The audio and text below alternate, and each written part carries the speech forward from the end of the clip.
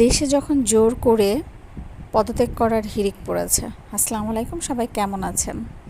আমি আল্লাহর রহমতে ভালোই আছি।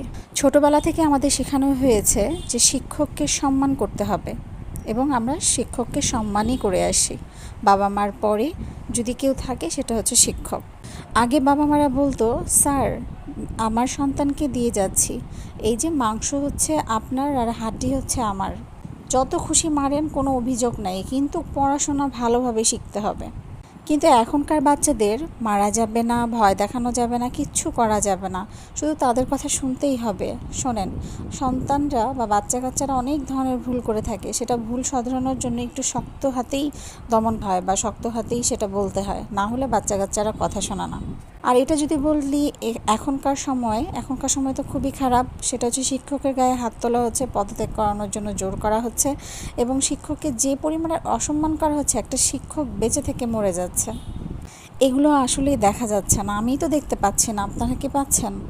মানুষ মাত্রই ভুল, মানুষ ভুল করবেই, শিক্ষক তো আর মানুষের বাইরে না, শিক্ষকেরও ভুল হয়, তো তাদের ভুলগুলো শুধরাই দিতে হবে, তাদের গায়ে হাত তুলে না। কিছু কিছু মানুষ আছে অনেক খারাপ, সেখানে শিক্ষকদেরও পড়ে, শিক্ষকও আছে এমন যে খারাপ টাইপের বা কিছু বোঝে না, নির্যাতন করে ছাত্রছাত্রীদের উপরে। তাদের হচ্ছে উপযুক্ত শাস্তি দেওয়া দরকার। এইভাবে অপমান করে অপদস্থ করে এইটা কোনো হচ্ছে না। ছাত্রছাত্রীরা গিয়ে হামলা করছে, হুমড়ি করছে, এটা চলে না। এখন যে পর্যায়ে চলে এসেছে এটা আসলে দেখার মতো না, আমি তো দেখতে পাচ্ছি না। মানে এরকম কেন হবে? ছাত্রছাত্রীরা কি ভুলে গেছে এটা তাদের শিক্ষক?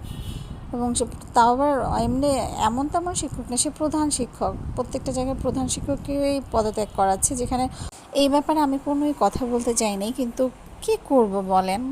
আর কিছু মানুষ তো বসেই থাকে যে কে কখন ভুল করবে, কে কোনটায় ভুল করবে, এখন সেটা নিয়ে আমরা হাততালি দেই, সেগুলো নিয়ে বলি, সেগুলো দিয়ে খোঁচা দিই, এগুলো নিয়েই বসে থাকে ভাই।